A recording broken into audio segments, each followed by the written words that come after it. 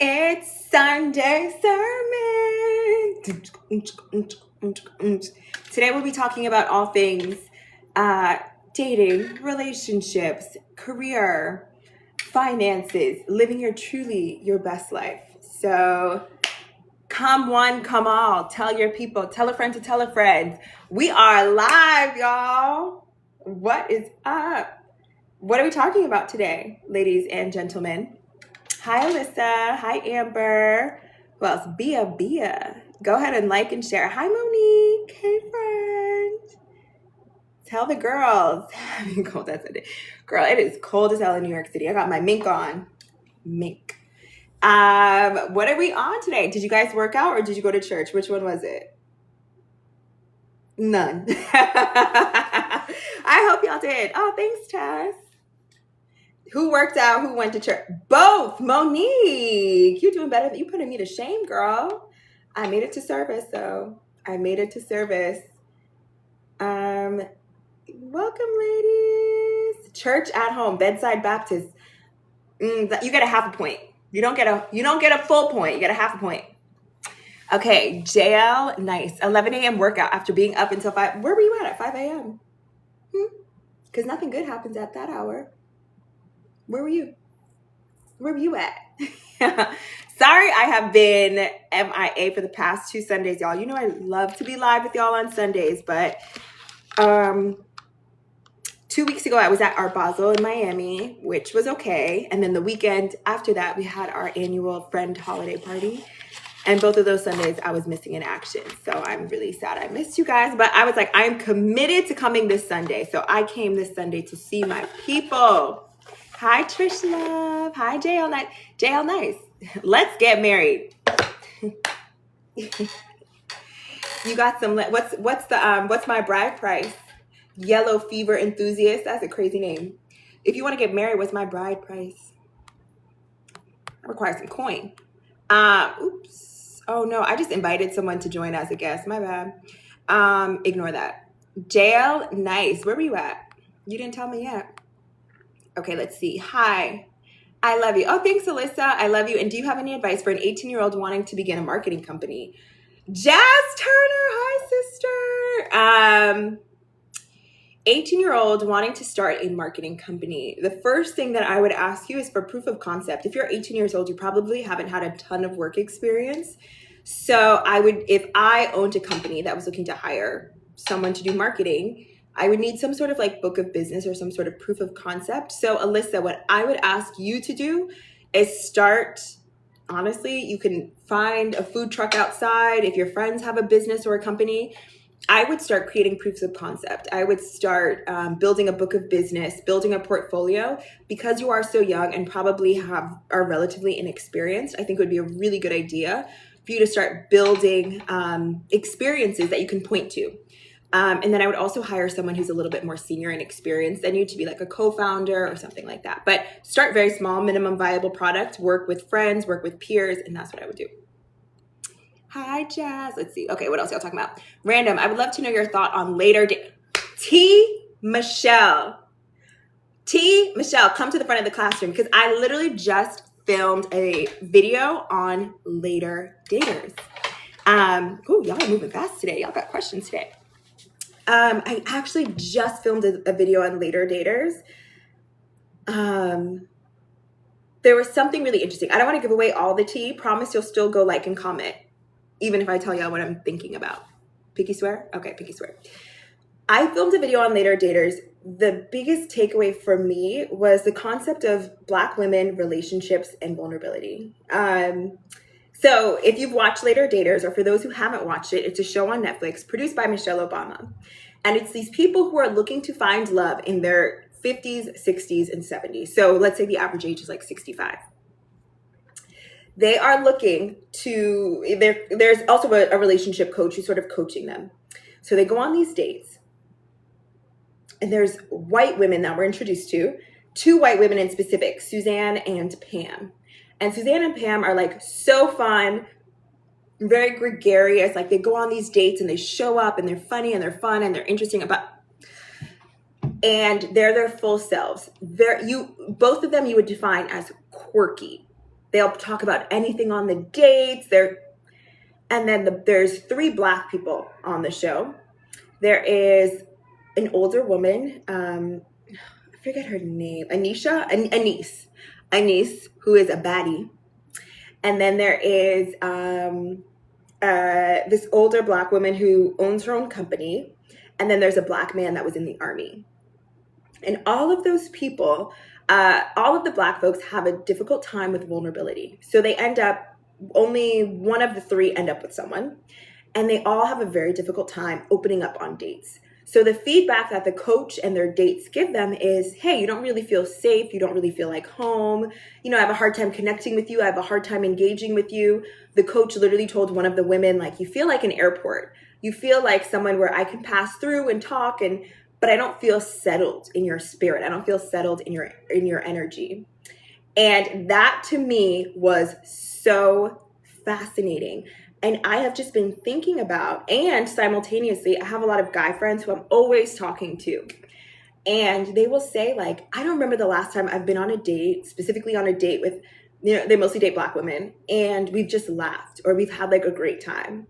All of the Black people were highly, highly, highly accomplished, owned their own businesses, owned their own homes, like highly accomplished Black folks. One of the women had a PhD from Vanderbilt. And they would go on these dates and they would almost always have this like guard up, whereas the white women, carefree, kikiing, talking about Georgia Bulldogs and talking about, you know, rock and roll, whatever, laughing. And it was this carefree energy. And I've just been really thinking about that a lot when it comes to Black women, how being able to show up vulnerably and also how that plays into creating intimacy in relationships, not only dating relationships, but also friendship relationships. And I understand why we don't always do that. I think there is a lot of stereotypes that we're constantly combating. I think we're facing a lot of critique. I think we are constantly having to prove a lot of our value via academia. So I understand the why behind it, but I just thought it was such an interesting observation. So it is so crazy that you brought up later daters, because I have been thinking about later daters. And I've made it an active practice recently in the last like year or two to treat everyone who I interact with as a friend. Like if I'm on a date, I will talk about Real Housewives if I want to. I will talk about like whatever I ordered pizza and sat on the couch. I no longer show up in a performance way because that does not create opportunity for intimacy. Vulnerability creates an opportunity for intimacy. And I feel like that's why sometimes these relationships don't really go anywhere.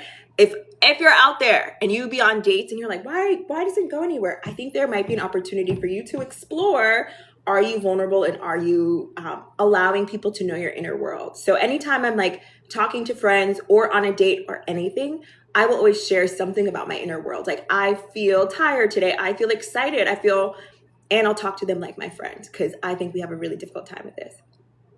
Okay, I saw y'all chatting. Okay, let me scroll up.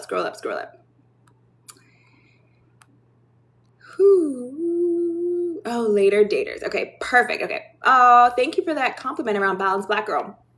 And I hope you guys resonate. And once again, if you see someone come out with a hot take on later daters, Black women, and intimacy and vulnerability, know that they copied it from me because you heard it here first. Okay. Groups, clubs for people in consulting. Background, mediation, organizational development. Okay. For people in consulting. MLT.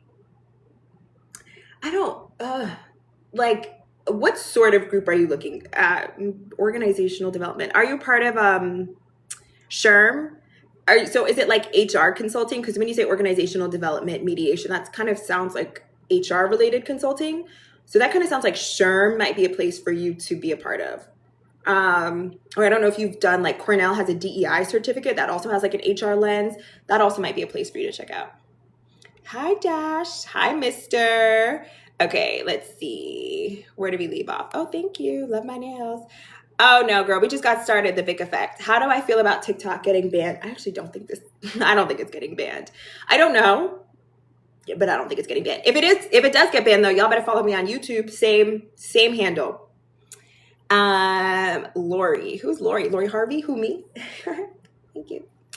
Okay, I loved you on Anwar's podcast. Thank you. You know I love me some Anwar. I don't always share it very openly, but I'm also not hiding it. I worked with Anwar for 2 years. So if you are a woman of color looking to have better relationships, definitely check out Anwar White. I love him. He's amazing. I have learned so much from him. Part of what I learned was around the intimacy and vulnerability. So definitely, if you are hesitant, feel free to ask me any questions about working with Anwar because he was amazing. The airport analogy. My classy niece in my head. Hi, Tracy Anderson at the airport.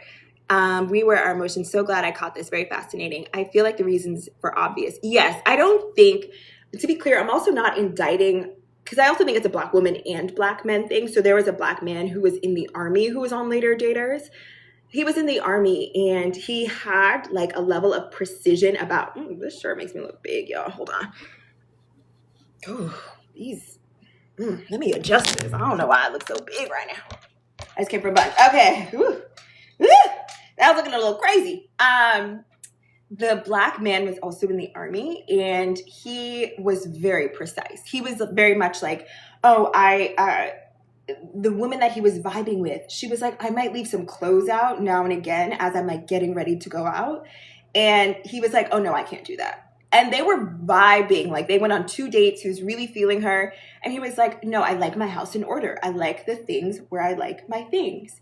And there's a level of rigidity that I'm noticing in a lot of the people who were on these dates. It's like, there's not this sense of like ease and flow. And I noticed, because I also have guy friends who don't date Black women. And I will be out to dinner with them or something. And I'm like, I wouldn't let that slide as a Black woman. I wouldn't let some of that slide, but there is a level of ease and I understand both parties and I'm not saying one is right or one is wrong, but I do think there's a really interesting backstory as to why Black people generally, not only Black women, because the Black man was showing up in a very rigid way, show up the ways that they do. So, won't see it. Okay. The show sparked great conversation. Love this chat. Definitely much needed. Some go to church. Y'all better go to church and tune into my lives because I went to both. Okay. Glad I caught the live. Good perspective. Black women need to reclaim their joy. Yes, I think there is a level. I get it. I used to be like that where I was like, oh no, you cannot see me. Like, I have to let you know that I am smart. I went to Northwestern. I work at Google or wherever I was working at the time. And it ended up making the dates feel like an interview more than it felt like an opportunity to get to know someone and to cultivate intimacy. And I promise you, this can be platonic relationships, this can be friendships. I promise you, your relationships will pivot when you move away from like, I have to show up perfect and performing and move towards like authenticity. Like if someone asks you, what did you do this weekend? And all you did was watch movies, watch Real Housewives and eat pizza, tell them that. Because someone once told me vulnerability are the holes that intimacy grasps onto. I don't remember quite the phrase, but essentially you cannot have intimacy. You cannot have a depth of connection without being vulnerable and like sharing the grooves and ridges of your personality. Like you can't be completely shiny. Otherwise you'll just slip through people's hands. So, okay, hold on. Ooh, I scrolled all the way up. Hold on. Am I part of a sorority? I am. Delta Sigma Theta Sorority Incorporated. But I'm going to be honest with you. I don't really think that particularly changed my career trajectory or like social trajectory, because I also live in a city where that doesn't matter. So I live in New York City. No one really talks about fraternities and sororities in New York. They care more about what industry you're in, what sort of organizations you work at,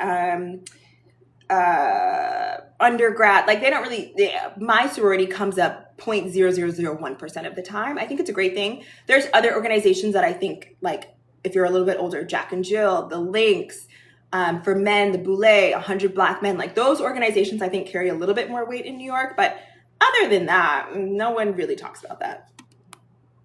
Okay, let me keep scrolling up. Okay. Any specific glow up advice for a freshman in college?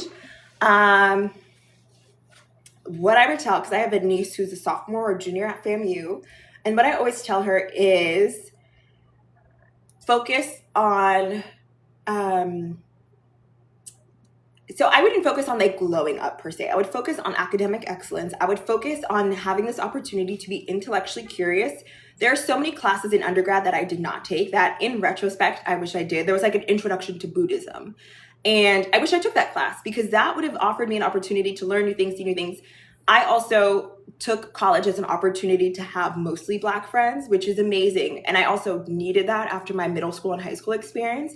But part of me wishes that I had an opportunity to engage with just different kinds of people generally. Like I will always have my core set of Black friends, but I kind of do wish I was able to like join a club or travel abroad. Even I would say use college. This is the only opportunity you will have to have so many different offerings to you, whether that's traveling abroad, learning a new language, joining a club. This is a rarity. Take advantage of exploring everything. I interned in music. I interned in finance. I took math classes. I took Spanish. I took Swahili. Like I did everything in undergrad. I would highly encourage you to learn what you like and what you don't like by trying new things, taking new classes. I took a quarter off and interned at Morgan Stanley, realized I hated finance. Like try all the things. Don't focus on like leveling up, glowing up, figuring out learning yourself and knowing yourself. And yeah, like just meet and do interesting things. And that once you do graduate or college, you'll have the Rolodex of information and experiences that you can look back on and say, okay, I remember I took this class in undergrad and I really enjoyed it. Like, let me explore that now. So the only thing I would say is focus on trying, learning, and doing, and that's it. And then also keep your wits about you. Keep your wits about you in college. I know sometimes it can be like a little exciting and a little overwhelming. If I were you, if I could do college over again, real talk, I would find one boyfriend and just stick with that one boyfriend the entire time. Or be completely single and not interested in dating. Do not waste any of your time dating anybody. Do not waste any of your time talking to anybody. I know a lot of people have this old adage of like, you meet your husband in college. No, I personally think you're a little too young to know what. If you are 19 or 20 meeting someone that you're going to spend the rest of your life with, I don't think that's right. I think there is like 2% of people who that really works for. Use that time to learn yourself. Be obsessed with yourself in college. Like take all the things, do all the things, travel abroad, all of that. Your vid on PWIs is going viral. Have I seen? I've heard. I heard it made it to the streets of Twitter, and I'm scared. But yeah, it was on the UK version of the Shade Room. It was everywhere. Girl, your girl's international, baby. Catch me over the pond. Where's Burna Boy? I hope he saw it. Yo, forward that to who's the Idris Elba? Y'all call me Lori. I'm coming for her man. Me and Idris Elba about to date. I hope he saw me on the Shade Burrow. Idris, if you're in here. No, you know who I like? I like Daniel Kaluuya. That's my kind of man. It's my kind of man because I actually got an accent. It's actually quite good, isn't it? So, I could be a British girl. British gal. Someone said the men are boring. Oh, the name of the show is Later Daters. And the men are so boring. I want to... You know what? The men are boring. I'm not even gonna hold you. I'm not even gonna hold you. One thing that I do if you want me to put you on game, I play games on dates. Like I'll be like, oh, let's play a game. How do you think these people know each other? Let's play. I'm thinking of a Black person. Like I play games on dates because people are shy. You can be intimidating. Sometimes you gotta warm them up a little bit. So play a game with them.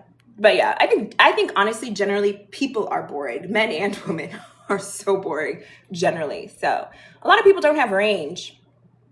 How do you talk about Oh, okay, Joanne. Joan? That's my mama's name.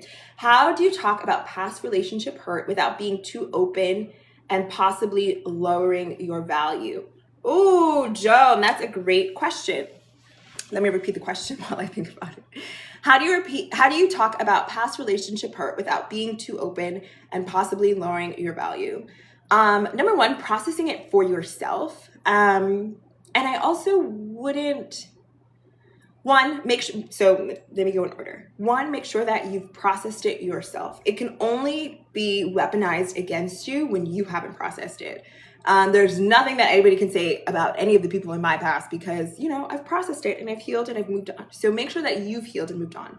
Also, vulnerability is something that can only be exercised when the other person has a proof of concept that they are safe. So I would recommend doing small moments of vulnerability leading up to something larger. So a small moment of vulnerability, instead of telling them about past relationships, maybe you share something about your childhood that is relatively benign. Like, like for me, I talk about like, oh, I went to a predominantly white high school.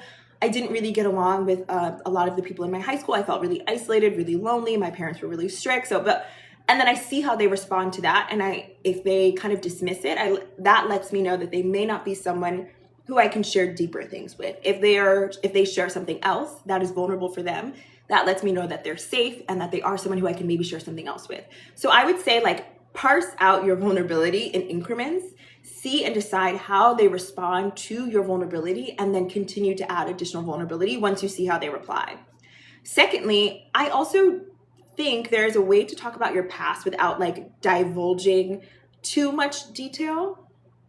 And I always frame my past from like a learnings perspective. So I never frame it as like, oh, I can't believe he did this and blah, blah, blah, blah, blah. I say like, yeah, blah, blah, blah. And I never really like go into depth or detail unless it is like really pertinent to the situation. I keep it high level and I say, but actually I'm so grateful for this situation because it really taught me XYZ. It taught me discernment. It taught me to take my time. It taught me how to be more open and vulnerable. That showcases a level of maturity, because there's nothing more of a red flag when someone brings up something in the past and they have a lot of like resentment or anger towards it. I always frame it in like what I've learned, and I keep it very high level. They do not need to know the details of your life. And once again, continue to ensure that they are a safe place for you. Continue to ensure that you have tested and vetted that they are capable of handling your vulnerability, and then slowly divulge more. But that's something I wouldn't even go into a ton of depth about my previous relationships until like a year in, and I know that like we're going to be together for a little bit. This is potentially a long-term partner, and then maybe I could give some more additional detail and context. But keep it high level and make sure that they're safe, and make sure you always frame it in like a learnings. Okay, don't forget to like the live, and y'all don't forget to follow me on YouTube, because Lord, I pray this app doesn't get banned. I don't think it's going to get banned, honestly, but if it does, I will continue on YouTube. I'm also going to start filming longer form YouTube videos, and also all of my lives are on YouTube. So if you miss a live or anything like that, and also I have a newsletter that is amazing. So all of those resources are there if this does get banned. I don't think it will get banned. Okay, I struggle with performative and I'm not being vulnerable. Yeah, it's so true. It's okay, I understand. Oops. Okay, let's see. How do you change your type in men? Miss Bonnie said, how do you change your type in men? When you are fed up. The same way you change your appetite in food when you are fed up, when you are tired of being sick, when you are tired of, maybe your clothes not fitting or you not being able to walk up a flight of stairs. The same way when you are exhausted of that is how you change your type. The same way that you're like, I'm not eating another piece of cake because I cannot walk up a flight of stairs without being out of breath. That is how you change your type in men. You have to, Anwar White is amazing at this. He really taught me, and this is why I'm always going in on the girls who are all about the money, and Clark actually just did a video on this. I'm glad the girls are talking about it, because I'm like, when I said it, I was crucified. But I'm really glad Clark did a video on this too, that also said like, her video is why I wouldn't date a billionaire. And now y'all girls want to listen, but when I say it, it's a problem. But anyways, the key is, I think a lot of people have low self-esteem and are immature. I honestly do. And I'm also saying this as someone who felt this way. And on face value, I didn't have low self-esteem and I didn't think I was immature. But in retrospect, I was. Because the people that I was choosing was because I wanted to walk into a room and people turn when I walked into a room with him. Or I wanted to be at brunch and be able to say, I'm dating this basketball player. Oh my God, I'm courtside at the game, blah, blah, blah. And that's why I think some of this culture is very toxic, this like wag, I'm engaged to a man in finance, my man, because then it begins to promote this lifestyle where that's all that matters.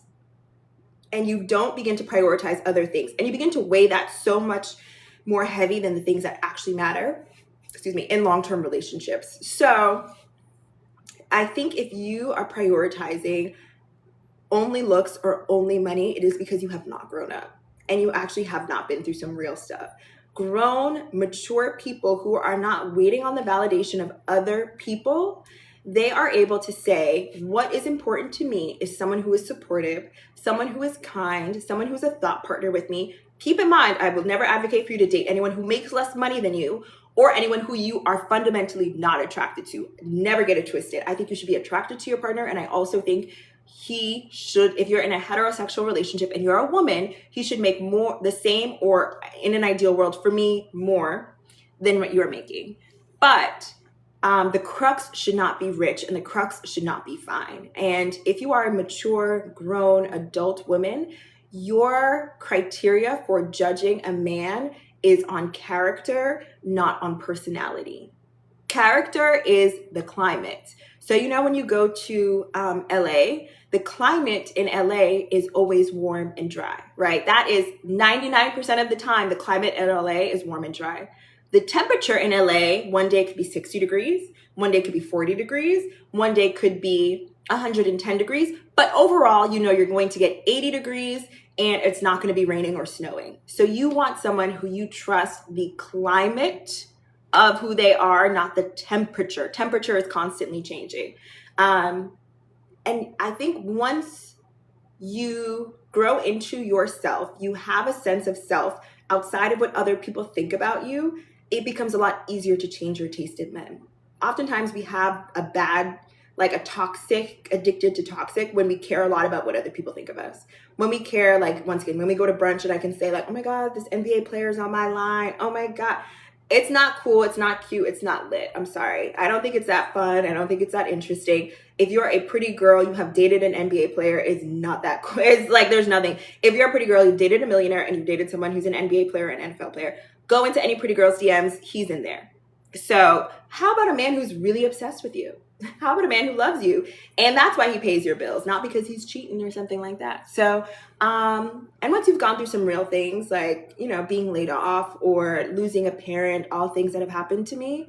Once you go through that and you see how much having someone there or the absence of someone there can really impact your life, I think once you've experienced that, you grow up fast and you're like, okay, this, I was talking to some guy, but I was dating someone when my dad passed away.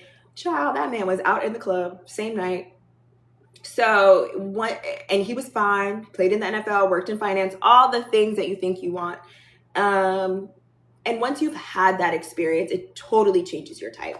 So I would encourage you to grow up and change and the last thing I'll say on this, you might also need to change who you talk to about relationships, because my homegirls are not impressed by talking to a rich man. They're like, okay, what else?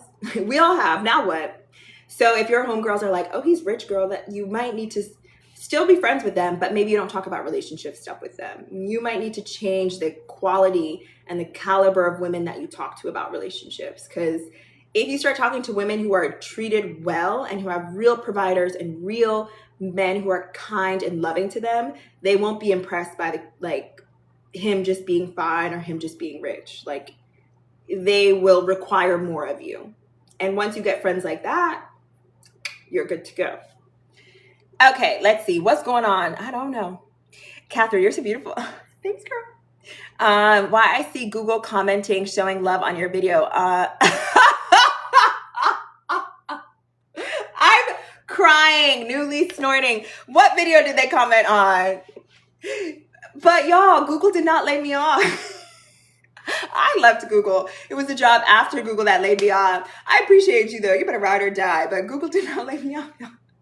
Hold on. Let me pull you back. Google didn't lay me off.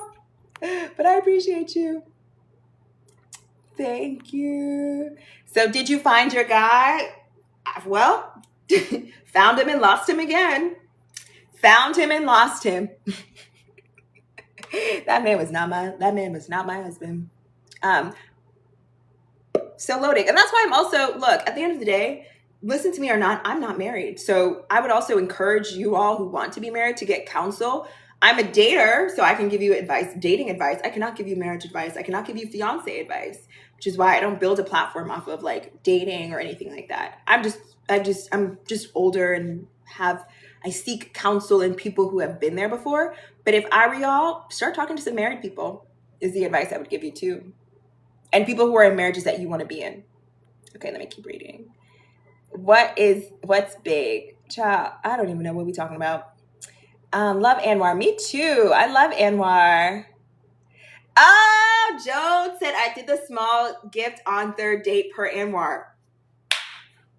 Look, I actually was upset Anwar told y'all that. I was upset Anwar told y'all that because so for those who don't know, Anwar White is amazing. I like plug him every single time. He has this thing where on the third date with a man, you bring him a small gift under like $30. And the way that these people will be in love with you after. So I actually was like, he's giving out trade secrets. They have infiltrated the Pentagon because the way that now anything you want, anytime I gave a gift, oh my God. Because as Anwar says, men have a thing for reciprocating. So you give a third date gift. I got a flight to St. Bart's. I got a Chanel bag out of it. Y'all, the way that they are like, I got them some dumb stuff. I got one man a wine opener or something. I got another man a book. Yo, my closet is stacked because of that little trade secret. So results may vary. Try at your own discretion. But that small third date gift will change your whole dating experience. Oh my God. And I talk to my guy friends about this and they're like, we do not feel appreciated in dating. They're like, we will pay for dinners, Ubers, blah, blah, blah. And all you have to do is spend $25 on he will mention a book and I buy the book. Or he will mention like, oh, I love golf. I buy like a golf ball. It's a wrap. So I'm actually mad that he shared that with y'all because that used to have me, let me tell you, in the game. So I would highly recommend doing that. Okay. What's his tips on the next few days?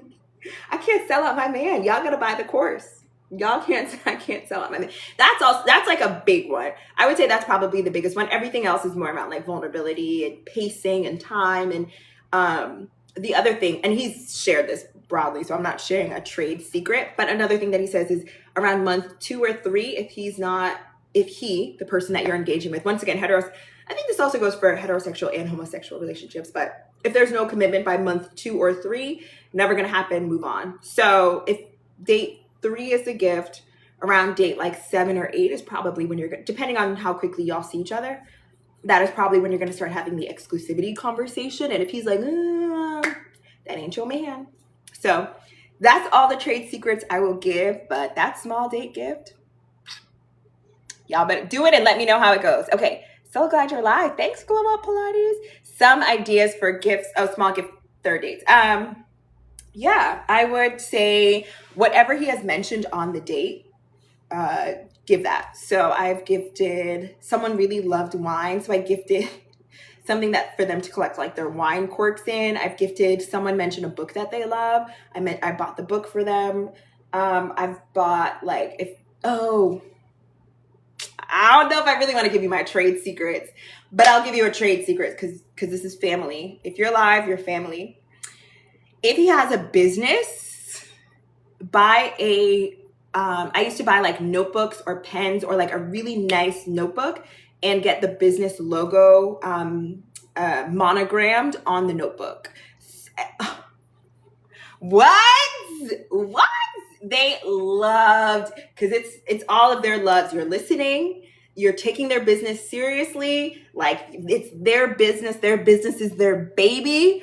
Oh, y'all not ready for that. Y'all, that will get you a ring. I just tell you. But if he has a business, like get him either a bottle of wine with the logo on it or a really nice notebook and pen set with his business logo on it. Something like that. If he already has a logo done.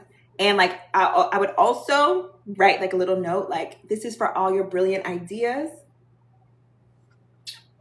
I'm telling you, ready to marry you the next day. Ready to marry you. So you're welcome. Okay, and I also see that there's some men in here. Men, keep it honest. If a girl brought you your business logo, you're an entrepreneur, and she brought you your business logo on the third date, and an emboldened, an engraved notebook, an engraved pen. And mind you, this would cost like $20. So it's not even a lot of money. But if she did that for you, tell me you would not be ready to marry her. Gentlemen, tell me. I'm telling you. I'm telling you. And then around like date 5 or 6, like maybe send food to his job.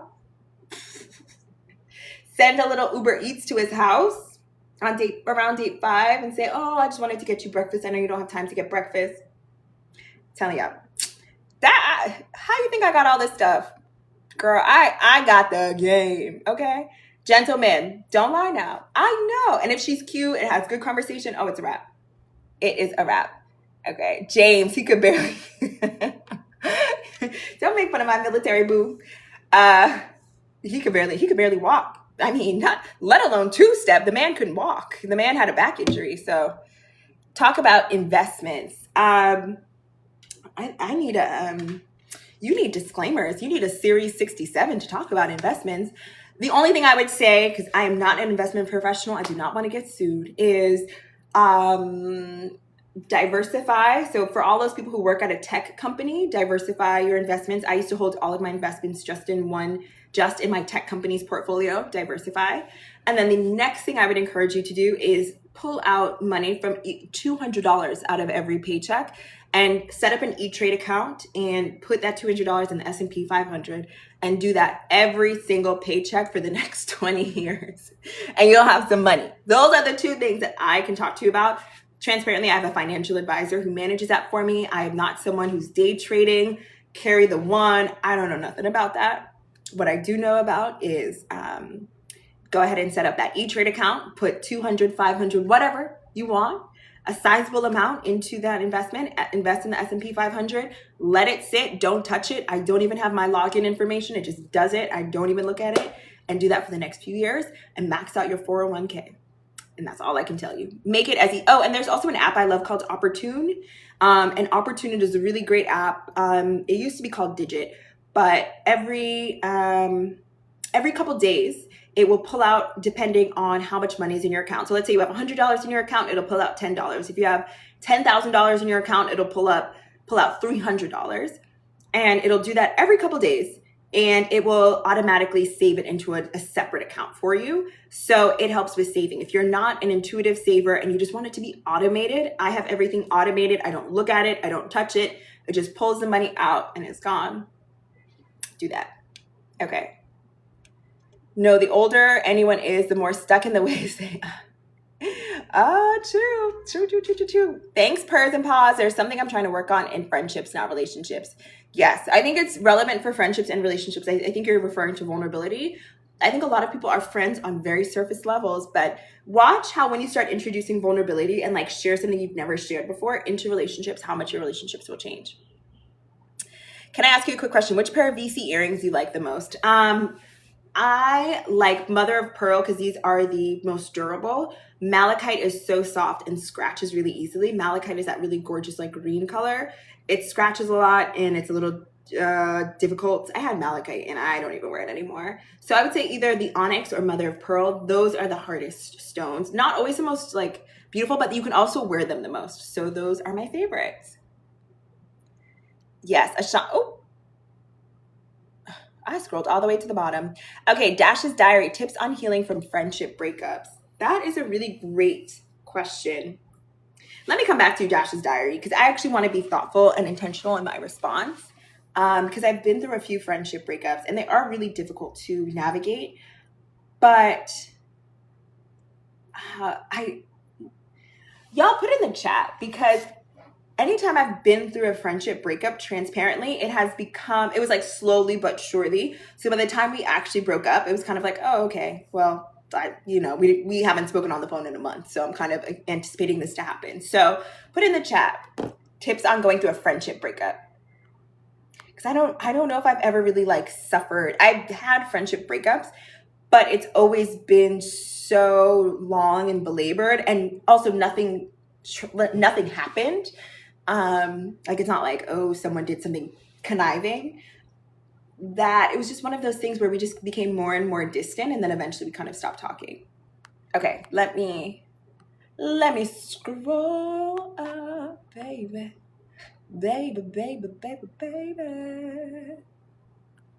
Okay. I gave a man one rose. Sarah, you gave a man one rose and I never had worries after that. That is so cute. I need a man to get me a Chanel. Girl, you better give that third date gift. Give that third date gift. You're going to get that Chanel bag and some. I'm 20 years old. Can I date a 32-year-old? Personally, no. Wouldn't recommend it. If you are 20, you need to date someone in the same life stage as you. As someone who's 32, 33, I'm 33, I could not imagine any of my guy friends talking to a 20-year-old and taking her seriously. Most of my guy friends, men of integrity and character, they don't even want to date someone 25 years old, let alone 20 years old. I personally do not think he has, I don't know your situation, but I cannot imagine someone at 20 years old. I think if you're 32 dating someone who's 42, very different. I still think, who knows, but if he cannot find someone in his 30s to date, there's a reason why. If he's dating someone 20 years old, there's a reason why. And men with integrity and character are not dating women who can't even legally drink yet. So I would say go ahead and say no to that one. I don't believe those intentions are good. But I don't know. As I always say, I don't know. Okay, let me see. Let me scroll up, baby. Men are not telling you how much you make. Michael 333, I don't even know. What are we talking about? Okay. Let's go up. Class is in session. Okay. Whew. Okay. Trish Love is the last one that I see. I feel like there's more, but it won't even let me scroll further than that. What is a non-negotiable when choosing to go on a date with somebody? They've planned the date. They've made some form of reservation or plan. They have done something to let me know that it is not just they're bored and they want to go kick it somewhere. It is somewhere outside of the house. It is something that, once again, they've had to put some sort of thought, either coordinating, they have to, travel a distance. Like, there is some effort and intentionality around that. And every date that I go on, I talk to them on the phone prior. If I did not meet them in person, I talk to them on the phone prior.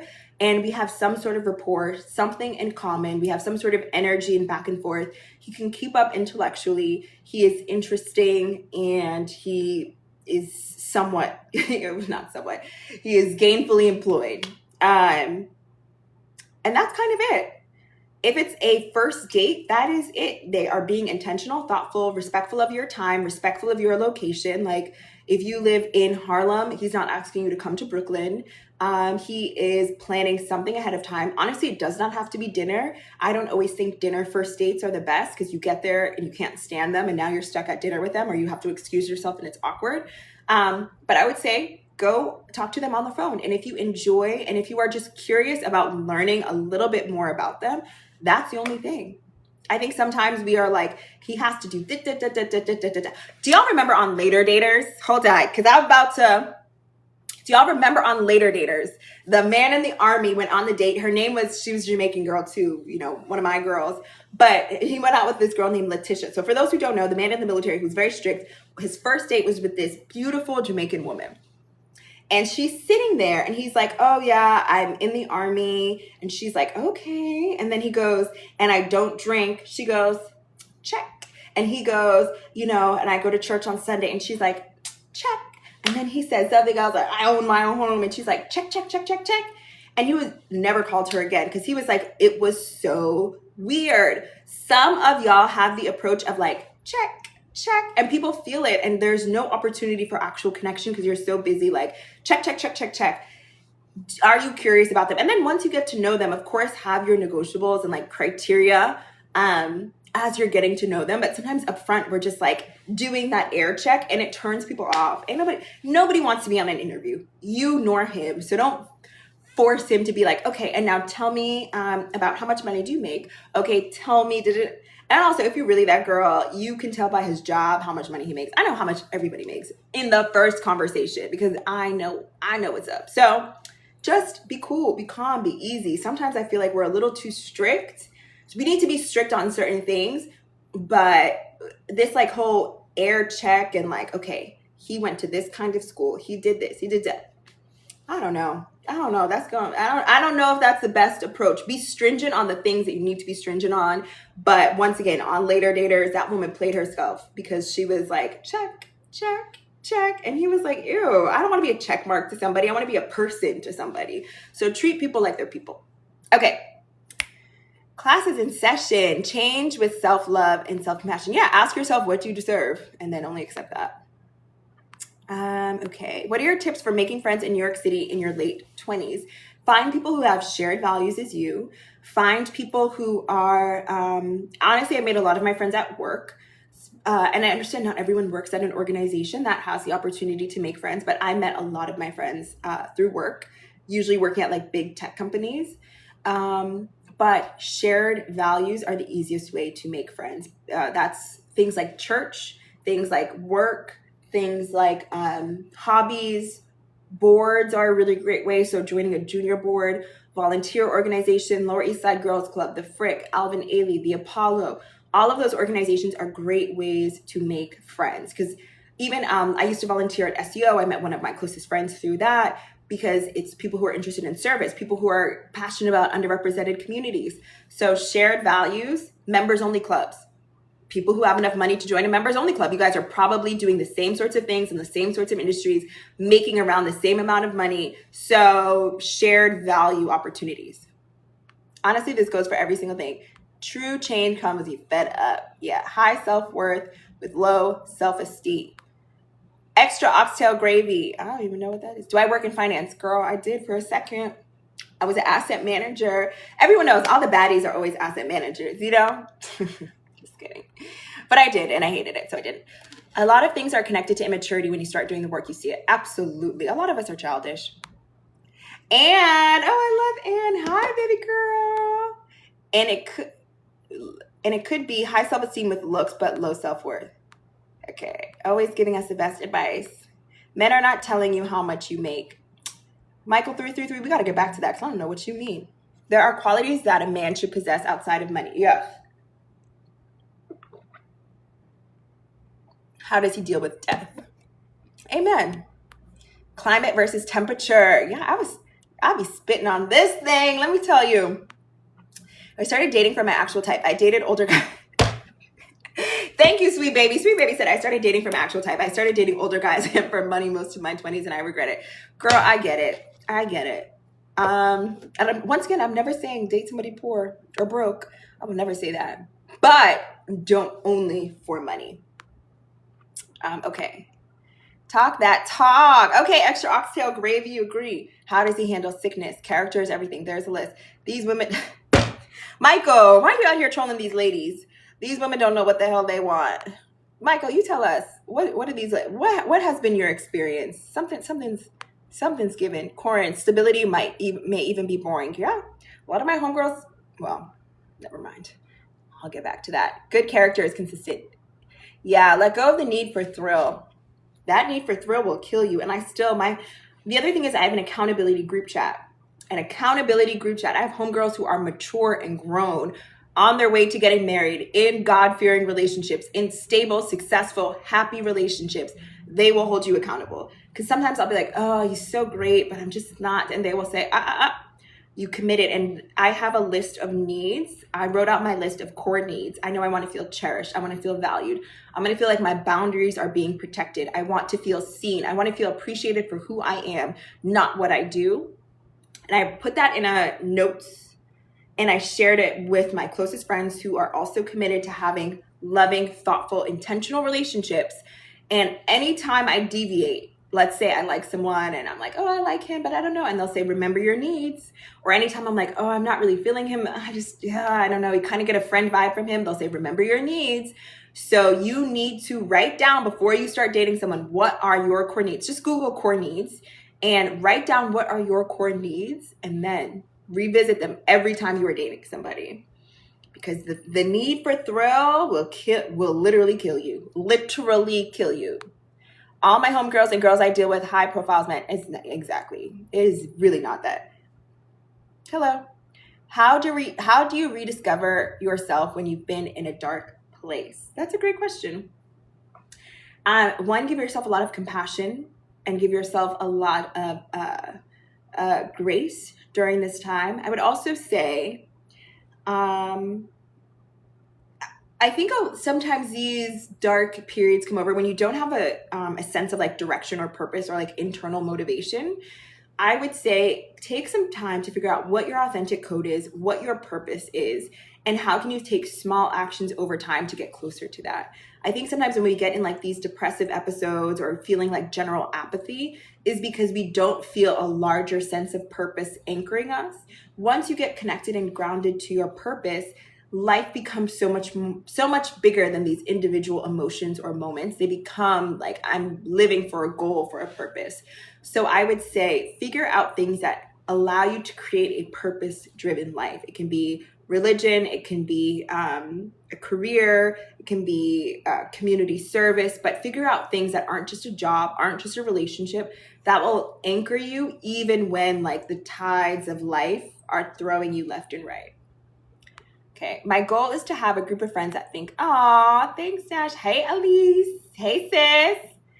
Michael333 said, uppity chick. This man, Michael, I don't know if I'm feeling your vibe. You might be on probation, sir. All right, glow up Pilates. Thank you, sis. Okay, let's see. He lost you, girl. Okay, hold on. Someone said, I joined late and I need dating advice. Ask a question, sister.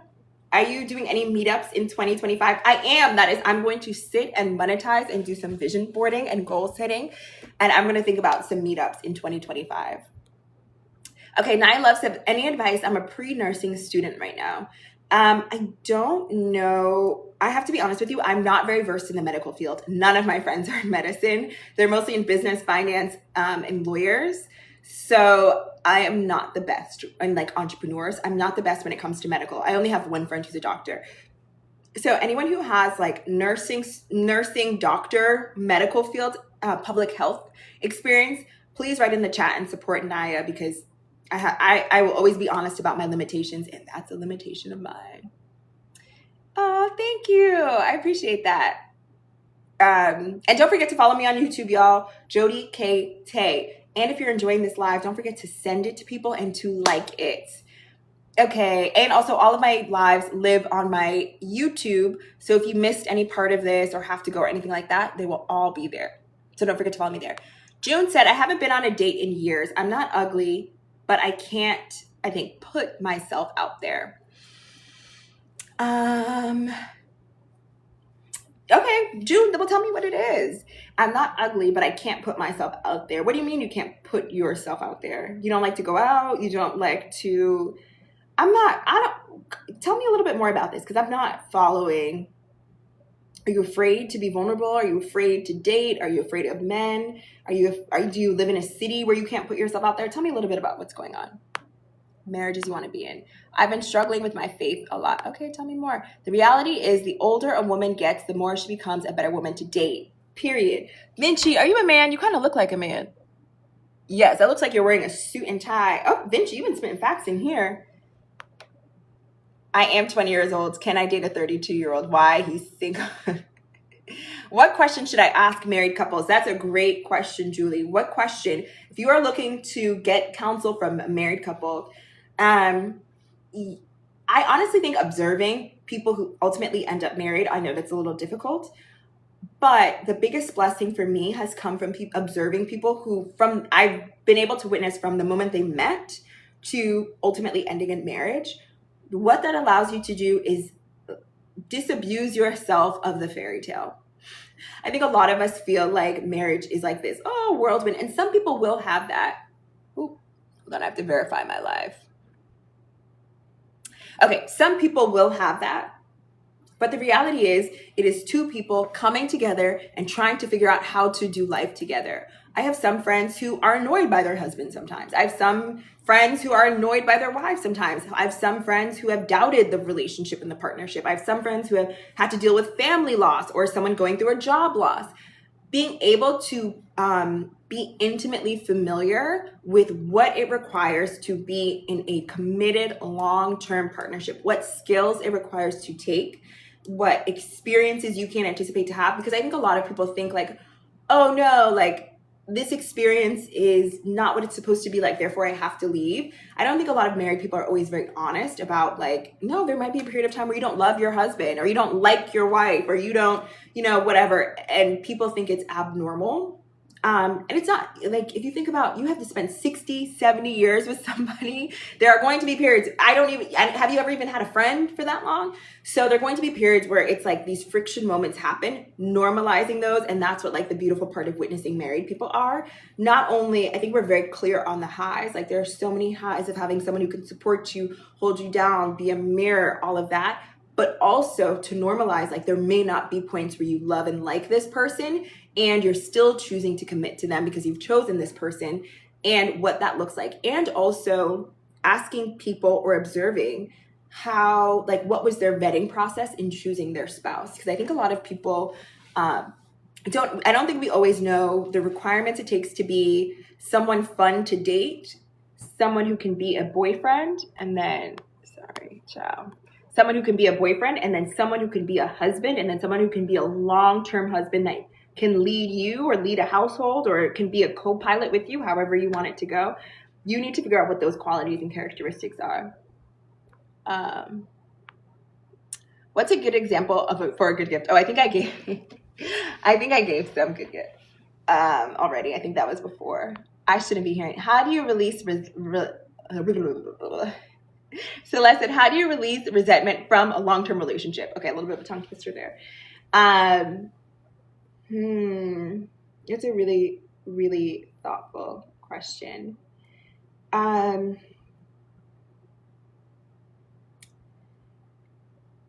I've never been in a really long-term relationship, so I can't speak from an intimate perspective. I can only hypothesize what you're feeling. So one, take it with a grain of salt. Two, I feel like the feeling of resentment comes from feeling as though you've lost something or you've been robbed of something. That's my understanding of resentment, right? Is like this person took something from you and I'm resenting them for that. Either a loss of time, a loss of innocence, a loss of opportunity. So it is incumbent upon you to change the narrative from you having lost something to you having gained something, which is I've gained experience, I've gained wisdom, I've gained discernment, I've gained a new opportunity, you have gained a lot by being in a long-term relationship. You've gained tools and skills to navigate conflict. You've gained the opportunity to learn what it takes to be in a long-term relationship. And so when you move from a place of something has been stolen from me or taken from me and move towards a place of I have won from this situation and start listing out the things that you're grateful for, I think that helps you release some of that resentment. I hope that helps. I need a man to get me a Chanel. Child, well, same. I gave one. Oh, great. We talked about this. They need to learn. Corin, Grace, okay, June, we got to come back to you, June, around bringing yourself out there. Okay. Moving on and finding a real one. Gatekeep this for real. I know, a golf ball. Look, baby, that golf ball worked, honey. I got a trip to St. Bart's out of that golf ball. So, and that's the thing, because I don't think it really works if you spend a lot of money on him. I don't think it gives. It has to be something thoughtful, because I don't think the dollar amount matters. I think it's the fact that you listen to him. I'm fair. I'm never going to cap for men or women. You can never call me a pick me. But at the end of the day, but I have great relationships with a lot of men, and a lot of my guy friends I really love and care about. I had a great relationship with my father and my brother. So I have empathy for men. And at the end of the day, I still live and ride and support and am a feminist and live for women. I will say though, however, I don't think a lot of men feel seen or heard. And think about it. Like, as women, I talk about everything with my girlfriends. I talk about everything with my mom. I tell her, we talk about everything. We talk every single day about everything. I don't really think men have that opportunity to have intimacy. And so if you are the outlet in which you create emotional safety and intimacy for him, it's a wrap. He gonna marry you. So if he feels heard by being with you, I don't know. I don't see any likes going up. Y'all better give me some likes for this. Y'all don't like what I'm talking about? I'm just saying. I'm trying to tell y'all ladies how to, well, I don't know. I'm not married.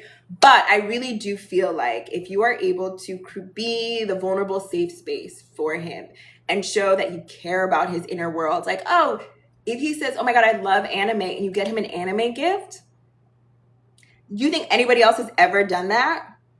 No. So I'm trying to tell y'all how to get a man. Just saying.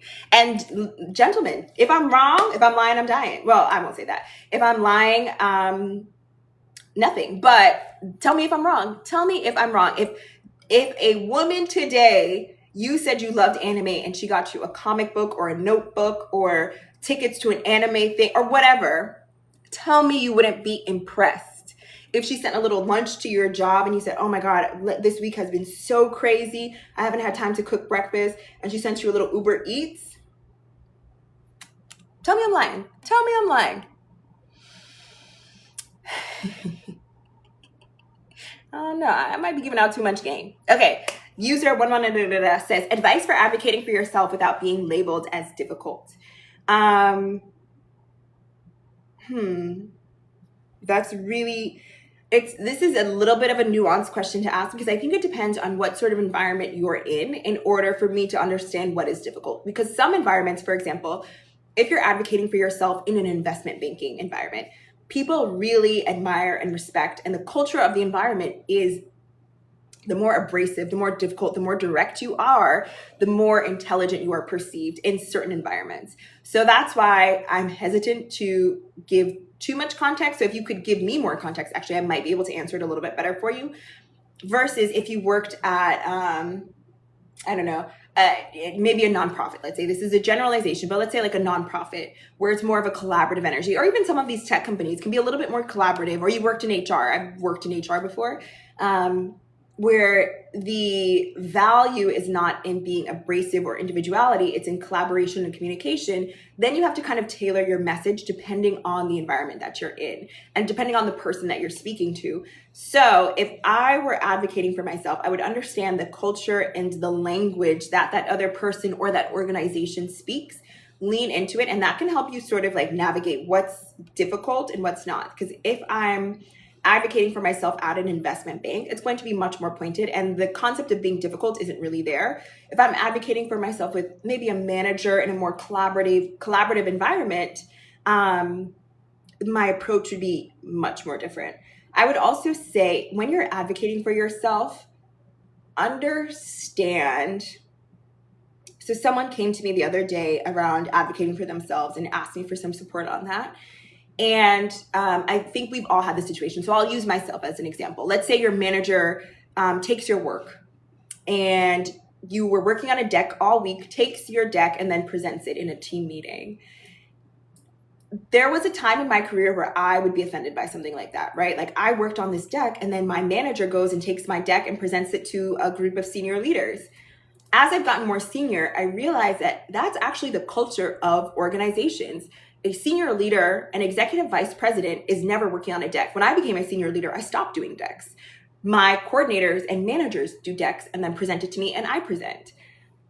So I bring that point up to say you also have to understand like the inner workings of, and had I went to my senior director or went to my executive back then and said like, I don't like this, like you need to be putting my name on the deck and I'm a coordinator at 22, 23, I would be looked at as crazy.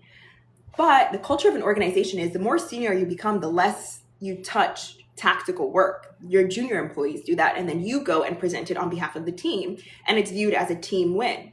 So I would say this is a very nuanced thing, and you really have to understand the inner mechanisms of advocating for yourself and making sure that you're doing an appropriate job and you're not advocating incorrectly. So understand the culture, understand the language, and have as much data and receipts as you can when you do advocate for yourself. T. Michelle said, I got my fiance cookies. He's been wrapped ever since. Tell you. Anwar does say, though, and once again, Anwar has shared this. I'm not sharing his trade secrets, but he said it can't be something you've cooked. He's like, on that third date. I think he encourages you to cook on maybe like date 5 or 6. But on date 3, you can't cook for him. It can't be like, oh, I made this for you, or I baked this for you, or cooked this for you. It has to be something that you purchased. Who is she referencing? I think I was referencing Anwar, but I'm not quite sure. I packed a lunch and got perfume. I know that's right, Phoenix Chronicles. Okay, let's see. Results do vary. I've gotten a trip, but I've also, oh, I'm so sorry. I don't mean to laugh.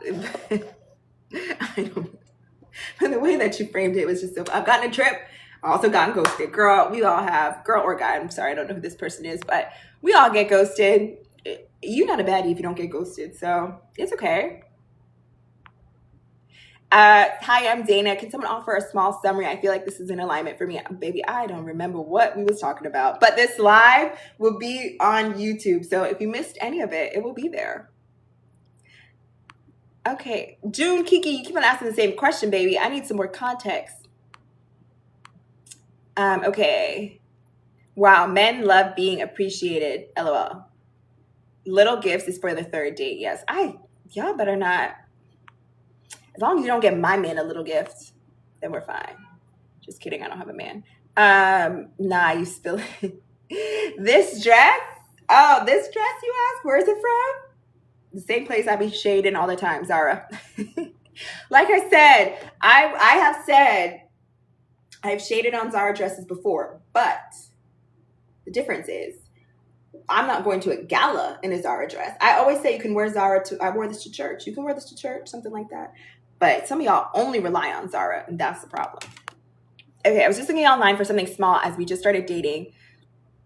Sherry, make sure it ain't before date 3, though. We just started dating, but and make sure if that is not your boyfriend, don't get him a Christmas gift. If that is not your man, Sherry, come to the front. If that is not your boyfriend, don't get him a Christmas gift. Or let's say like you're on, I don't know, date 3 is when you can give a gift. But if he has not made a commitment to you, please do not get him a Christmas gift. If he has not committed to you, do not get him a Christmas gift. If he has not committed, because ultimately you get into a commitment month 2 or month 3. So if y'all have been dating for longer than 2 or 3 months and y'all aren't in a relationship, you need to let that man go and don't get him nothing. Okay. See, W said, as a guy, that would work. I would fold immediately. I'm telling y'all, I'll put y'all on game. Extra oxtail Gary said, yes, I get them the moleskin. But I can't put y'all too much game, but I get them the moleskin book. What about a tie? Sherry, I'm giving you this advice, assuming he is your boyfriend. If he's not your boyfriend, girl, cut it. Ties, he loves suits. I don't know, because the third date gift has to be $30 or less. And I don't think there's a tie for $30, or no ties that he probably wants under $30. Make it cutesy. Make it cute. Maybe it's a book about suits or something like that. But I don't know about a tie, because that sounds a little too expensive. Love that you share info. Yes. Okay. Smiley face. Can I date a 30-year-old? I'm 20. Girl, you have asked this a million times. The answer is still no. Leave that man alone. Girl, I told you what I think. Leave that man alone. No, honey. No, I'm telling you. Oh, love the positive mindset in dating. Thank you. I appreciate that. Contact me. I'm telling you. You will never be alone again. Okay, come on. Okay, I told you where the outfit is from. Crypto is the new moneymaker for wealth. I don't know.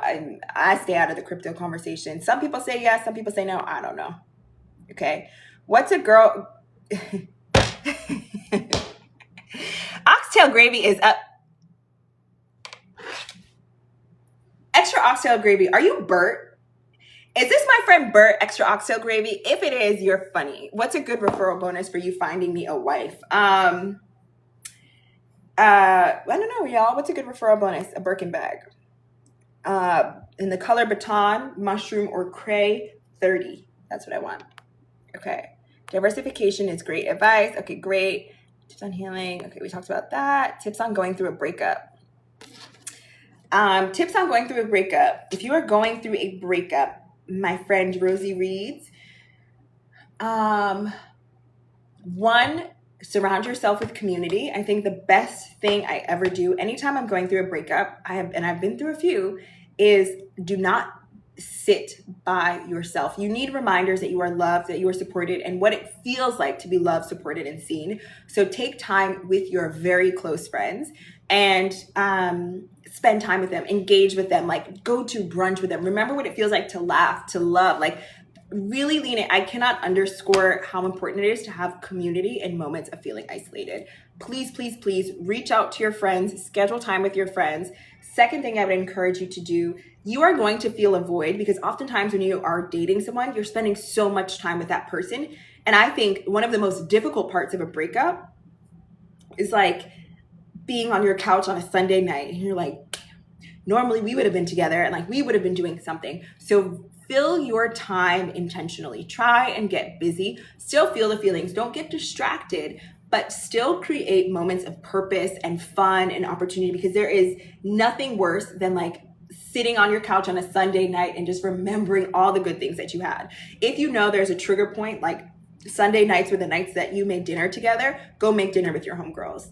And third, write out the things that you have learned from the relationship. The relationship was a blessing. Figure out, how can I be smarter? How can I navigate red flags quicker? How could I have shown up better? What can I do differently? How can I pivot? How can I move to ensure that my next relationship is successful?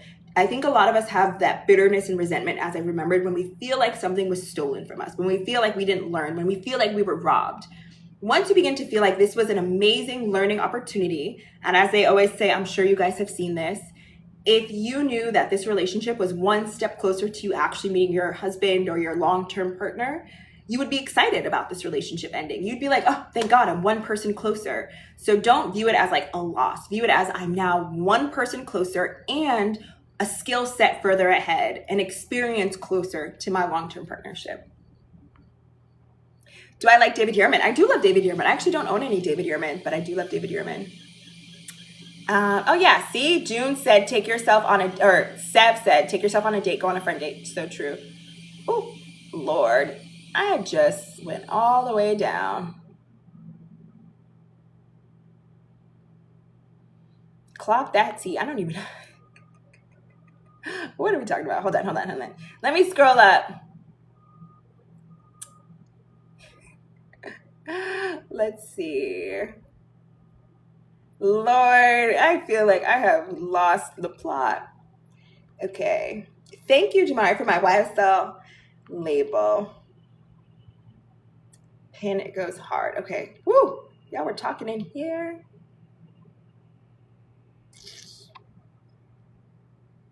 Ooh, y'all were saying some good stuff in here. Oh, thank you, Sheena. Let's see. Okay, I can't scroll any further up. It blocks me from scrolling any further up. So hopefully I get to all of y'all. Blush and highlighter. Am I wearing Patrick Ta Blush Duo? No highlighter, just skin. Okay, this ruching is not flattering. But I promise y'all I'm snatched. I'm giving, do you see that? Just being silly. What characteristics do you think a good woman should possess in order to be a good partner? Oh, that's a good question. Hold on. Sorry. Nevea says, Nevea, be honest. Are you biracial? Biracial people are always named Nevea. Nevea, be honest with me, girl. Is your mama blonde? Nevea, I know you. Okay, but she asked a really great question. She said, what characteristics do you think a woman should possess in order to be a good partner? She should possess emotional stability. I think a lot of us are losing because we are insane. As a formerly insane person, we are insane. And I think a good partner has moved from insanity and emotional immaturity to being emotionally mature, emotionally regulated, knows how to manage her inner world, and also does not look to her partner for validation or emotional regulation. I think that is like a huge issue that I have had to grow out of, that I see a lot of like younger girlfriends deal with, or girls who are like dating, or even like, honestly, like I said, I'm so blessed to have so many guy friends who would be like, man, this girl is crazy. We went on one date and now she's mad because I didn't pick up the phone. You would be surprised. Ladies, come to the front. Let me talk to you. That man is not your boyfriend. So what y'all need to learn is to let that man be. He's not your man. He's not your boyfriend. Who cares what he's doing? Who cares? Because he's not your man. Until he is your boyfriend, do not look at his following list. Do not clock him if he hasn't picked up the phone. He doesn't owe you that. He's not your man. And guess what? You should be talking to somebody else. So you don't even have time to think about what he's up to. That is the issue. We have lost the plot. If you are doing what you need to do and you are vetting him appropriately, you don't need to be doing all that. If that man is not your man, let him go on another date. Guess what? He is going on another date. And if that man is supposed to be your husband, it does not matter. What is for you will be for you. You don't have to chase him down. So many of my guy friends would be like, yo, I went on one date and she's mad at me because she called me and I didn't call her back immediately, or I didn't answer the phone immediately. And once again, there's a lot of things, and I call them out on this too. I call my guy friends out and I say, well, what did you tell her on the date? Or what did you say? Or what did you do that made her kind of confused in the head? But at the end of the day, it is your responsibility to be emotionally mature and emotionally regulated. Until he is your boyfriend, you cannot get, I do not get upset at men who are not my boyfriend. I do not get upset at men who have not made a commitment to me. I do not ask where they're at. I don't wonder where they're at. I don't have time to care where they're at because they are not my boyfriend. Oftentimes we treat people that we're getting to know in the courtship process like they are our boyfriends, and they aren't. So that's step one. Other characteristics a woman should possess in order to be a good partner. Emotional regulation. Women are multipliers. I firmly believe that women should be able to take whatever the man brings and multiply it. That is, well, I'll speak for myself. That is my personal belief in how I view relationships. So a man should be able to come with something and you help him figure out a way to multiply or think about it in a larger, broader sense. So a man might come to me with an idea. I will never do the idea for him, but I'll say, oh, have you thought about this? Have you thought about this? Have you tried this? Have you done? I believe that women multiply. Men provide and execute. I believe that women multiply. And also, I believe that women provide emotional safety and security. You should be the first person that your partner wants to talk to when they've had a bad day. You should be the first person your partner wants to talk to when they go through a family loss, when they've been laid off from their job, when they've had an amazing day and they get promoted. You should be the first person because they know you are a safe place and you are someone that they can talk to and share all emotions with, and they know that it will be received with care. And yeah, I don't believe in like, oh, she needs to cook, she needs to clean. I don't really care about that stuff. I believe like the emotional safety, the emotional regulation. I believe that women determine the emotional depth of a relationship. And I think that is like the key responsibility of a woman. What are needs to you? I forget what we were talking about. What are some junior boards a young professional should be involved with in New York City? The Frick, Alvin Ailey, the Apollo, Lower East Side Girls Club. I think the Guggenheim has one. I think those are like the main ones that I've thought of. Whoop. Oh, thank you, Sheena. Congrats on 100K. Okay, I already asked that, Nevaeh. Currently unemployed at 31. Should I not be dating? Okay, Princess Steffi. No, I don't think that. Well, depends on your unemployment situation. Because is it you were working, got laid off, and then you're still trying to work? I think if that's the case and you are still able to meet your basic needs, like if you need him to pay for your Uber in order to go on a date, maybe you need to like prioritize figuring out employment first.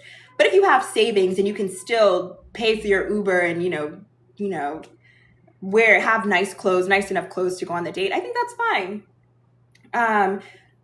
I don't allow it to be, and also if you know it does not permeate your self-confidence. If you know you don't feel good about yourself because you're currently not employed, or that's always like the topic of conversation, or you feel inferior, then no, I wouldn't recommend it. But if you genuinely are just in a season of unemployment, you got laid off and it's taking you a while to find a new job, I don't think there's anything wrong with that. In fact, I mean, transparently, mature people aren't really moved. I've dated someone who was laid off when we met.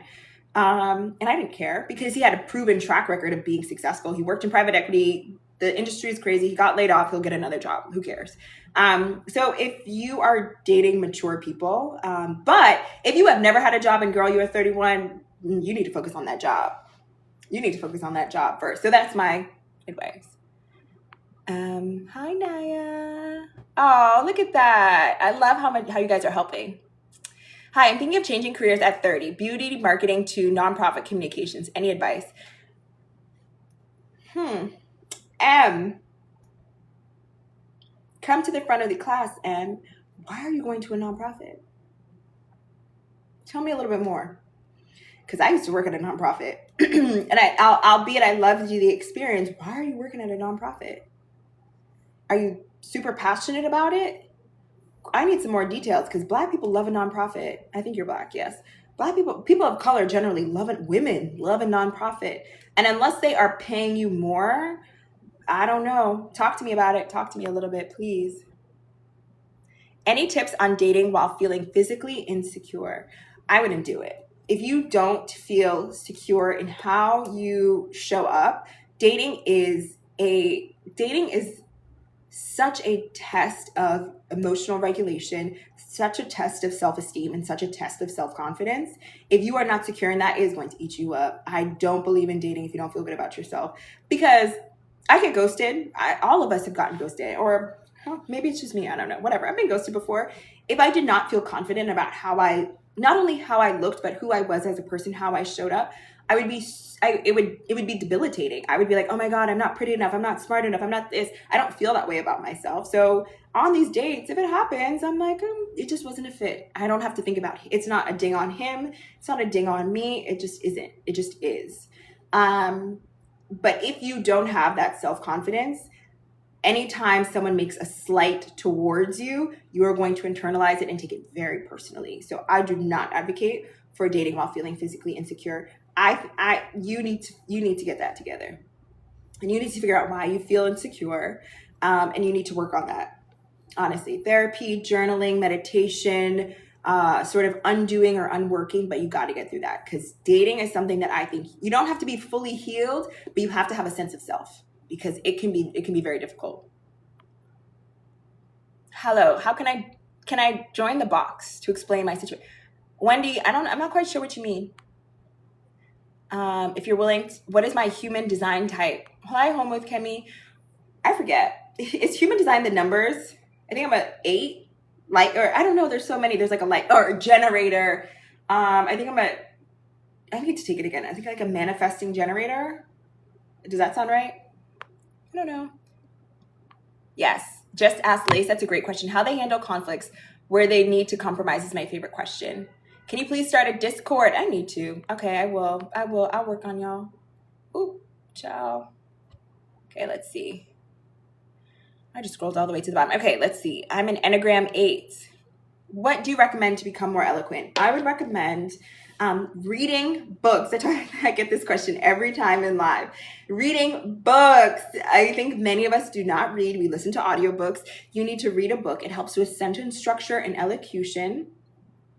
You need to, you can join Toastmasters. That is a club to help you with public speaking. You can, Toastmasters, reading, listen to great public speakers. I am on YouTube. I listen to podcasts. I love Brene Brown. I love Myron Golden. You can go on YouTube. You can listen to TED Talks, whatever you want to. Listen to people who are good public speakers. That will help you with pace, elocution, how to capture an audience, all of that. And then also practice in low stakes environments. Practice with your friends on how to become a better public speaker. Anza, hi, I'm a high school student. I want to ask, what careers do the high Anza, thank you for being here. I love you back, baby girl. Girl, focus on going to college. What high class people focus on going to college and then start thinking about that when you're in college. You want to get as much as you can out of the college experience. And to be honest with you, there are high class or upper class people in every profession. You can be a content creator and figure it out. You can be in finance and figure it out. But if you are in high school, Anza, I really just encourage you either go to college or figure out some sort of profession or trade that you're really interested in. I do think college probably offers you the most optionality. So I would encourage you to go to college if that's something that you're interested in, and then come back and sort of explore this topic when maybe you're a junior and looking to intern somewhere. But baby girl, just worry about going to a good college. That is the next step that you need to focus on. Any advice for two women? You mean homosexual relationship or like WLW? I think all my advice kind of applies, but get a little bit more specific. Actually, I'm not a dating coach, so I actually don't know. I would actually ask Anwar. I think Anwar would be the best person to ask a lot of this too. Jody, how do you feel like your dating prospects treated you based on your short hair? Quali asked that. Oh my God. I think they love it. They love the short hair. I think it exudes a level of confidence, a level of elegance, a level of sophistication, and also a level of boldness.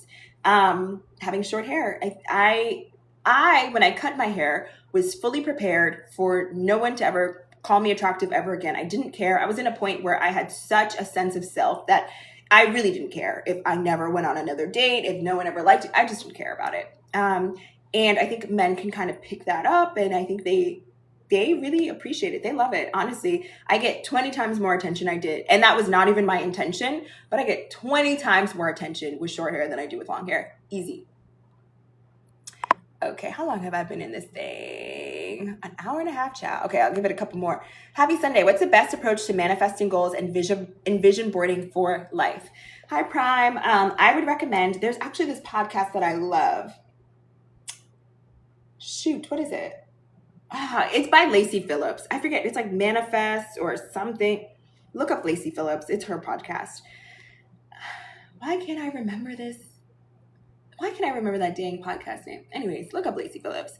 But something that she was really helpful with is the reason why a lot of how we manifest doesn't really work is because we don't do self-concept work or self-worth work.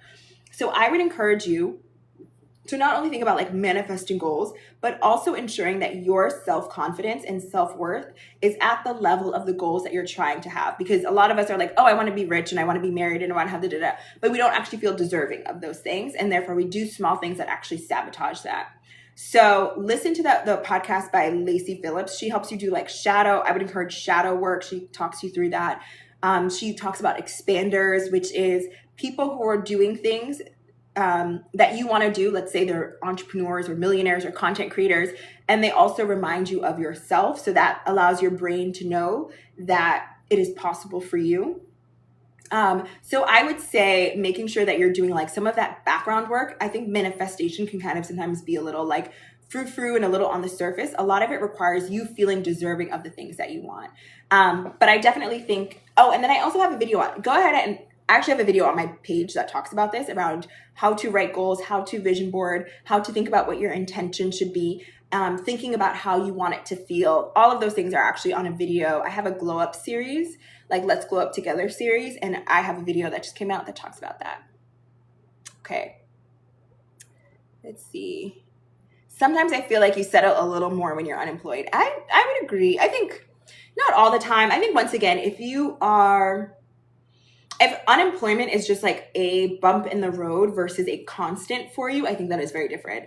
When I was unemployed for like 3 months. I still had severance. I didn't really think I changed, but I think once you're unemployed for months or years on end, it's a very different situation. Sometimes unemployment can just be a matter of circumstance. I don't think it's that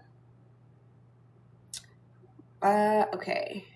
What are some steps to move into, I think you got cut off, Rana. Are there any programs, affiliations you have in mind for young professionals in engineering? NSBE is probably the greatest one for engineering. There's also a lot of these companies have like a lot of engineering programs. Like I know Google used to have you look like a woman of color. I'm not quite sure, but Code 2040, Code Next, Black Girls Who Code, like all of them usually have and then a lot of these like large FAANG tech companies usually have some, and I don't know how old you are. If you're an undergrad, there's like a lot of intern programs or like jumpstart programs, bold immersion, that's at Google, that can sort of help you when it comes to getting into the industry. If you're already in it, yeah, I would say NSBE is probably the biggest one, and then some of those like Code Next, Code 2040, etc. Let's see. Serving as the emotional mule. I don't know. I can't mother my man. That got me in trouble. Oh yeah, girl, don't mother the man. I would love to make more guy friends, but I find it hard to connect with men that way. Yeah, you have to have very, very strong boundaries and be very clear from the upfront. I also think it depends on the context in which you meet those friends. But once again, making it very clear you are not interested in a romantic relationship with them, because it can get dicey. But if they are decent people and they have general respect for women, and I also think a lot of my guy friends also are able to have platonic relationships with attractive women, and they are not moved by attraction because they're around attractive people a lot. So yeah.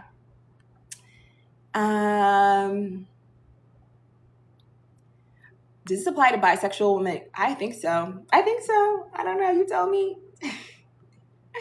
Okay, I'm trying to figure out what y'all are talking about. Oh, I don't know. It sounds like I was saying something salacious. What should young women in finance... where should young women in finance shop when it comes to corporate outfits? Finance is very conservative.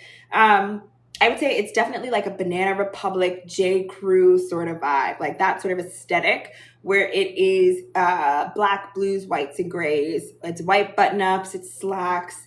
I would say that vibe and aesthetic is probably, you might be able to get a piece from Aritzia now and again, maybe a piece from Zara. But yeah, if we're talking about like mid-tier places that aren't super, super expensive, obviously if like we're talking expensive, there's the Row, there is, and also I would also recommend renting. I'm trying to rent the Runway probably has more formal wear than Nuuly. Nuuly is another site where you can rent from.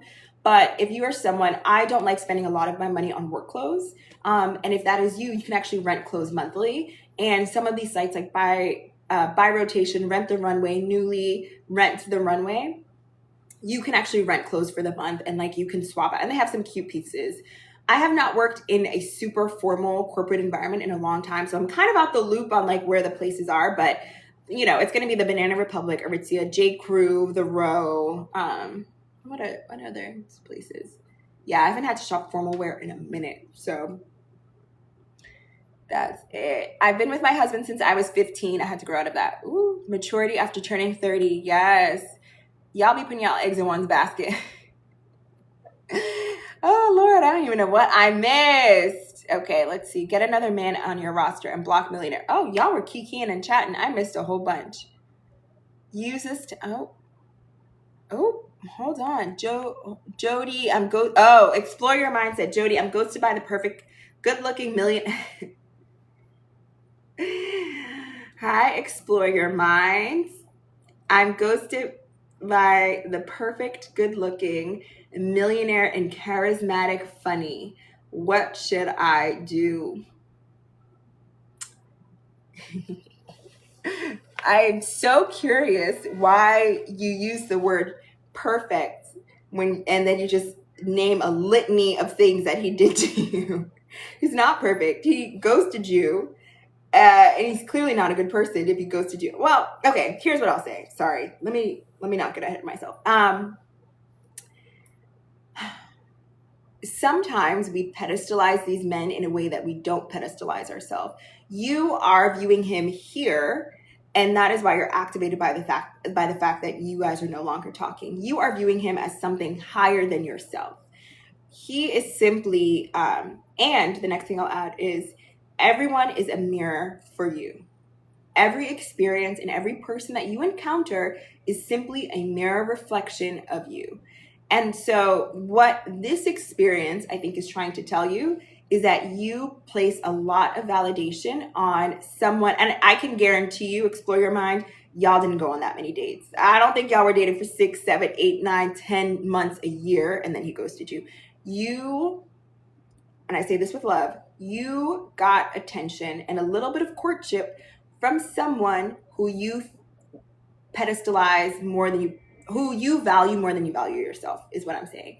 So you think this person is here, you view yourself as here, and now you became addicted to the attention that this person gave you, and that is why your feelings are hurt right now. When you begin to view these people as simply a contender to be in your life, and I think this is what this situation is trying to show you, and not someone who you need to earn or acquire or receive attention from, then I think your relationship to someone who is good looking, funny, charismatic, whatever, I think your relationship towards that will change. I will also say, yeah, you need to get distracted and date other people. There should not be one person you focus on. Once again, explore your mind. I'm willing to bet y'all did not go on that many dates. You need to be so distracted by other people. And secondly, you listed a lot of characteristics that have nothing to do with how he treated you, everything to do with who he was, but you're not putting enough value into his relationship to you. And I think I've talked about this on my channel. Yes, I have. I've talked about sometimes we date the person, not the experience. You are focused a lot on the fact that he's a millionaire, he's good looking, charismatic, and funny. You did not mention he was so nice to me, he was so kind to me, he was this, da, da, da, da, da. Begin to care more about the experience that he's giving you more than who he is on paper or what you're excited by. And I think once you begin to focus on the experience, you'll be much more discerning and clear on who's actually a match for you. Patrick Ta blush duo in She's Blushing. Navigating social circles. Where are your boundaries for men and women friends when it comes in a relationship? That's a really great question. Boundaries for friends. I'm someone who has like a time boundary. I don't like, I've had friends who were like chronically late to things. I don't like people who are chronically late. I'm talking about like an hour late to things, because that just kind of showcases a lack of respect. People who I don't feel safe being vulnerable with is a boundary for me. So if I share something that is difficult for me and they don't receive it with care, that is a boundary that I have with them. Someone who does not celebrate the wins for me is a really big boundary and something that I watched.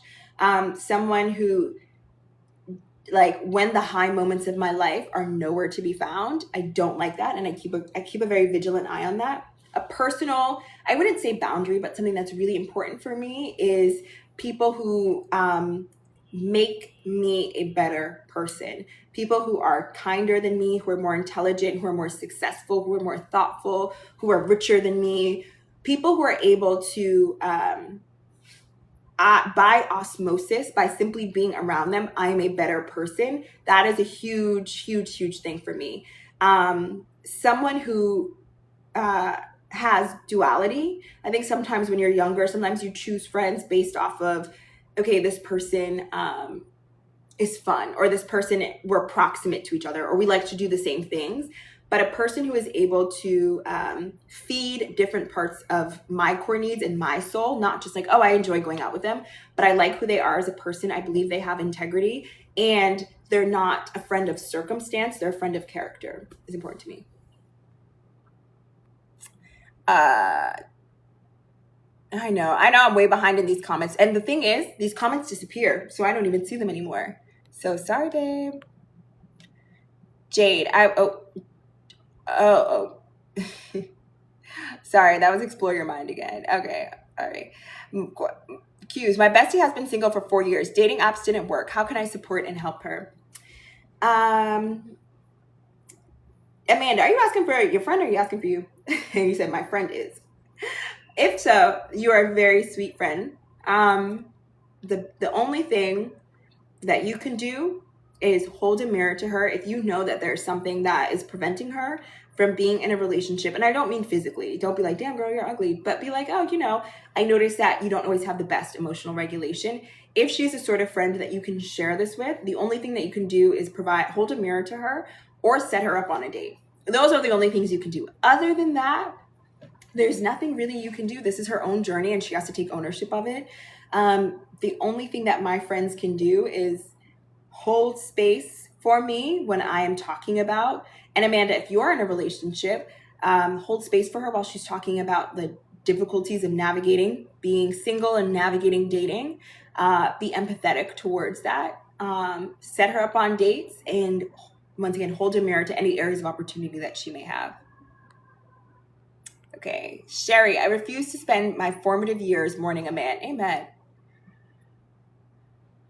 Okay, I swear this was Tony. Okay, I'm giving Tony Braxton. Have you sent, what are the, okay, I think I answered that one already. Start on LinkedIn, find women in your field. Yes, that's a good,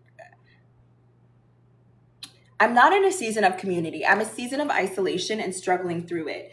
Taco, I don't think I fully know the context. Do you want to be in a season of community, or do you want to be in a season of isolation? And are you, I want some more, or you might just be replying to something else, but I don't think I have full context onto that. Hi, Jody. How to network and get a job in new cities and start fresh? I'm at a crossroads in my life.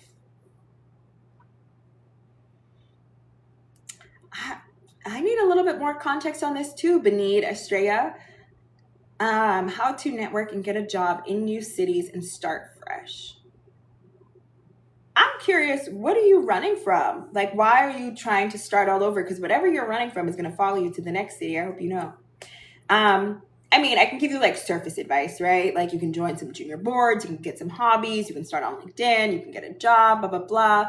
But it sounds like you're kind of wanting to like run away from something and start all over. And my question is the why behind it. I need a little bit more understanding of the why before I can advise you. And then once again, if you just truly just want to network, like someone said, you can start on LinkedIn, you can join a junior board, you'll probably meet people at a job, you can join an organization like NSBE or NABJ or, you know, the links or whatever. You can join all of these organizations, but I need to know the why behind it before I advise you. All right, y'all. I have been on here for an hour and a half. I'm going to try and come back next Sunday. Have an amazing holiday season. Once again, this will be on YouTube. I love y'all. It's so good to see you. And don't forget to follow me on YouTube, okay? I'll see y'all soon.